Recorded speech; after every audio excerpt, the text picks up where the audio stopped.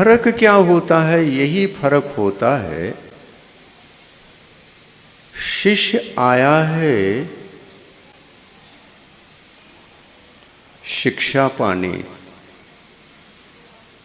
शिष्य आया है शिक्षा पाने, शिष्य आया है ज्ञान का लाभ उठाने, शिष्य आया है बड़ों से यानी गुरु से, बड़ों से मार्गदर्शन पाने। ऐसा कार्य शिष्य का होता है, कोई उद्देश्य बना करके आता है। और गुरु भी कहते हैं मैं आपको मार्गदर्शन देते हुए, शिक्षा देते हुए, उपदेश देते हुए उपकार करूँगा, और उपकार करने की जो सीमा है, समय है, वो सारा का सारा पूर्ण हो गया तो आप कौन बन गए? कौन बन गए? ज्ञान की अपेक्षा से देखो, वो गुरु बन गए। क्यों बन गए? जितना गुरु में है उतना ही शिष्य ने पा लिया, अब वो गुरु बन गए। तो गुरु ने पढ़ाया, गुरु ने शिक्षा दी, हर बात की गुरु ने उपकार इस प्रकार से किया कि वो छोटा न रह पाए। कब तक छोटा रहेगा? जब तक शिष्य है तब तक छोटा रहेगा। भगवान की दिव्य ध्वनि कीर्ति है, गुरु का उपदेश प्राप्त होता है तो दोनों की दृष्टि यही रहती है, मैं जिसका शिष्यत्व स्वीकार किया हूं उसको गुरु बनाना है, गुरुत्व उनके पास आ जाए। गुरु शिष्य के लिए गुरु बनाने के लिए होते हैं, और शिष्य के लिए जो गुरु होते हैं वो कुछ जो पाया नहीं कभी, उसको पाने के लिए होते हैं। जब तक पाने का सिलसिला चलता है तब तक वो शिष्य की कोटि में आते हैं। और गुरु ने देना, उपकार करना, ये कार्य समाप्त कर दिया देते देते, तो उनको क्या करेंगे? तुम्हारा शिष्यत्व खत्म हो गया है, अब आप जा सकते हो। या तो स्वयं का कल्याण करो, कल्याण कर रहे हो तो तुम्हारी भीतरी उपादान की अपेक्षा से तुम तो गुरु बन गए। जो मुझ में है वो तुम्हारे पास आ गया, पहला कुछ नहीं था, अब तो पूर्ण हो गए तुम। अब मैं तो समझता हूं मेरे पास जितना था देने को वो सब कुछ दे दिया, अब जाओ।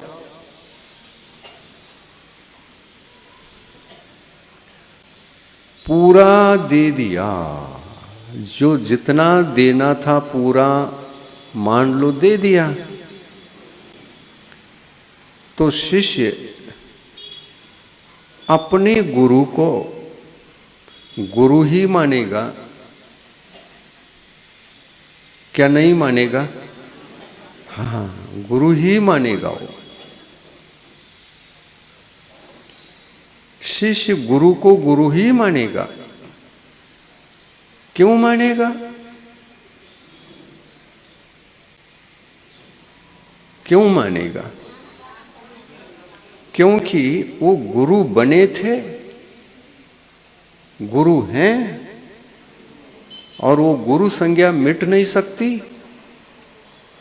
भले ही भीतर से दोनों का उपादान बराबर हो, लेकिन गुरु को शिष्य मिले और शिष्य को गुरु मिले तो ये संबंध भूतकाल का कभी समाप्त हो सकता है?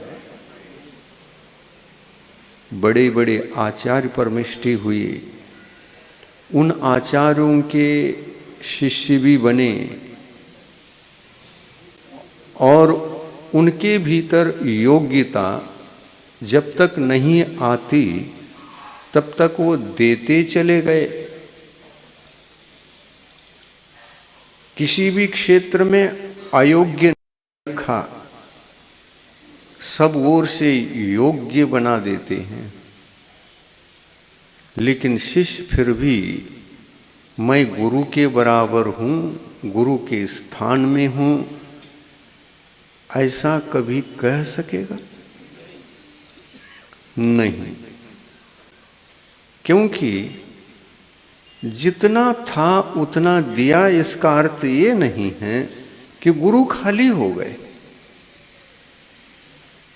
अपने बुद्धि से, अपने ज्ञान से, अपने क्षौक्षम से, उपकार करने वाली बातों से गुरु बिल्कुल खाली हो गए, ये तो हो ही नहीं सकता। गुरु के पास बहुत कुछ होता है, लेकिन गुरु ने शिष्य को ऐसा समझा, तुम पर के ऊपर उपकार करने के लिए जितना आपको देना था हमने दे दिया, संक्षिप्त से भी दे दिया और विस्तार से भी थोड़ा बहुत दे दिया। अब इसके बल पर आप गुरु बनने की क्षमता रखते हो और बस अब चले जाओ। गुरु भेज देते हैं तो शिष्य, गुरु ने मुझे गुरु बनाया, गुरु ने मुझे गुरु बनाया, ऐसा कह सकता है? हा? गुरु ने मुझे गुरु बनाया, ऐसा विचार कर सकता है? नहीं। गुरु ने मुझे गुरु बनाया होता तो गुरु जहां जिस सीमा तक हमको ला करके छोड़ चुके हैं, उस सीमा से भी गुरु तो मेरे लिए असीम है। गुरु असीम ही होते हैं, लेकिन कभी भी इस सीमा से ज्यादा कुछ देने का वो प्रयास कर भी नहीं सकते। करते भी हैं तो कभी खत्म होने वाला नहीं है, क्योंकि सर्वज्ञ भगवान के द्वारा दिया गया जो ज्ञान होता है, उस ज्ञान का अंत नहीं है। आज तक क्षायोपशमिक ज्ञान के अंत को भी कोई खोज नहीं पाया, कहाँ एंड होता है ये। भगवान महावीर स्वामी की दिव्य ध्वनि को गौतम गणधर ने झेला और द्वादशांग के रूप में गुंथित किया, और द्वादशांग के रूप में गुंथित करने की जो शक्ति, ज्ञान की शक्ति होती है, उस शक्ति को क्षायोपशमिक माना है।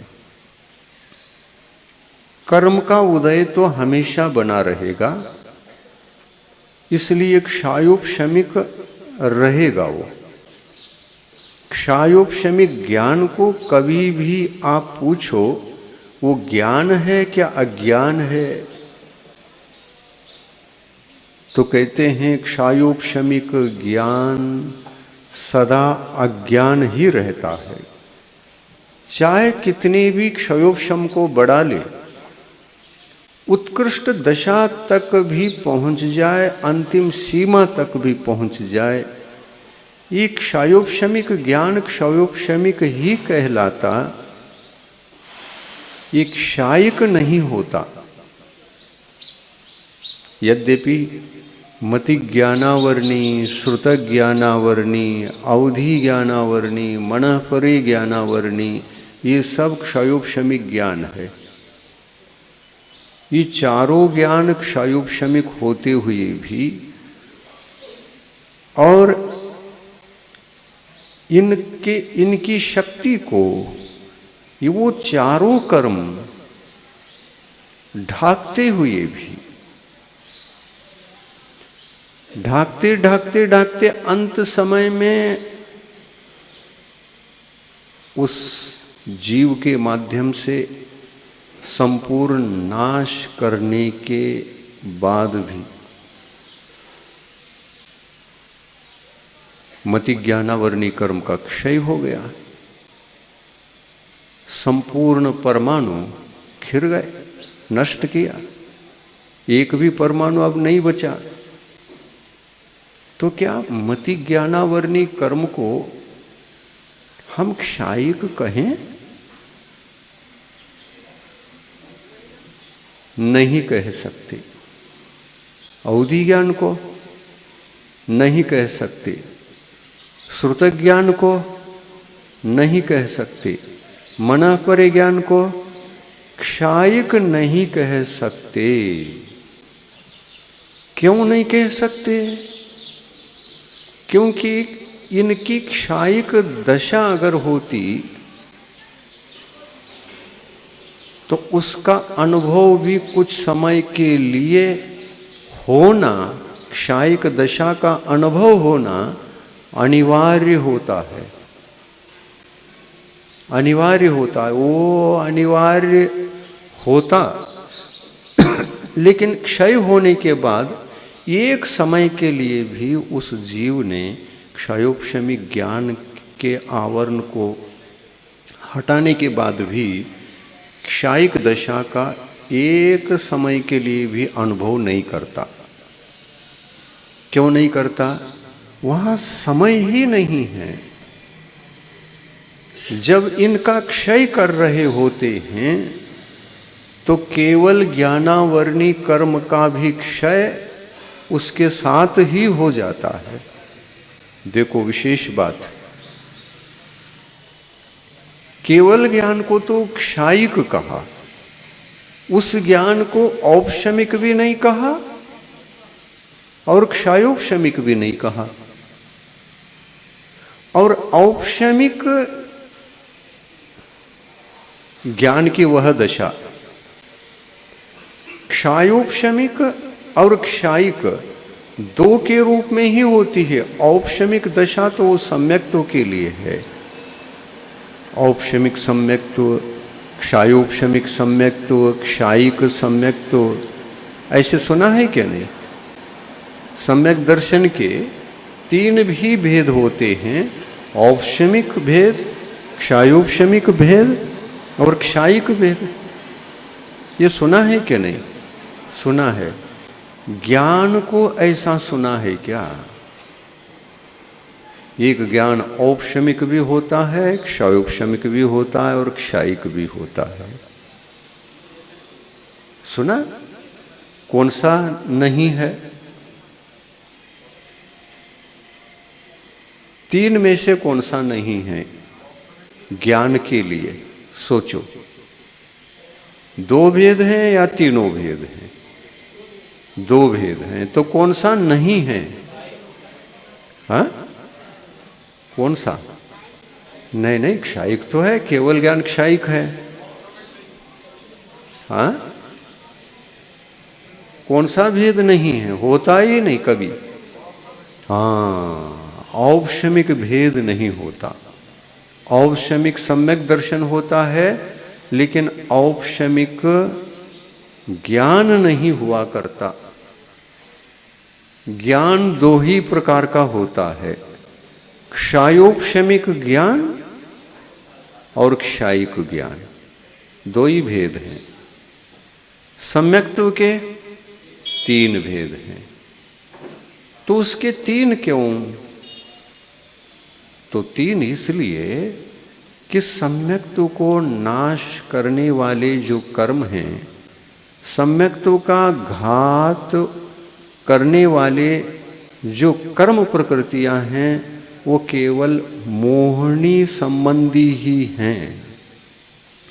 सम्यक्त्व की प्राप्ति मोहनी कर्म के उपशमन से भी, क्षयोपशम से भी और क्षय होने से भी सम्यक दर्शन प्राप्त होता है। तो यहां पर विचारनीय बात ये है आपके लिए, ये तो पता चल गया कि ज्ञान औपशमिक नहीं होता, वो क्षायोपशमिक होता या तो क्षायिक होता है। तो क्षायोपशमिक को हम क्षायिक बना सकते हैं क्या?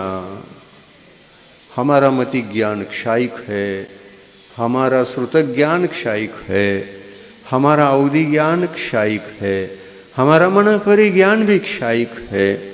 क्या क्षायिक दशा में इन चारों ज्ञानों को प्राप्त करना संभव है क्या? भगवान कहते हैं असंभव। क्यों? क्षायोपशमिक ज्ञान क्षायोपशमिक ही रहेगा, वो क्षायिक नहीं बन सकेंगे। क्यों नहीं बन सकेंगे? इसका विचार किया जाए तो आपको पता चलेगा ये क्षायोपशमिक ज्ञान 12वें गुणस्थान के अंतिम समय तक ही रहता है। अगर 12वें गुणस्थान में क्षायोपशमिक दशा को नष्ट कर लें और कुछ समय के लिए वो 12वें गुणस्थान में ही रहें, ऐसा कभी होता नहीं, ऐसा कभी नहीं होता। और होता किसका है? तो 12वें गुणस्थान के अंतिम समय में इन चारों का क्षय होता है। मति ज्ञानावरणी कर्म का क्षय हो गया, श्रुत ज्ञानावरणी कर्म का क्षय हो गया क्या नहीं हुआ? हुआ। कब हुआ? 12वें गुणस्थान के अंत में हुआ। और केवल ज्ञानावरणी कर्म का क्षय किस समय हुआ? उसी समय हुआ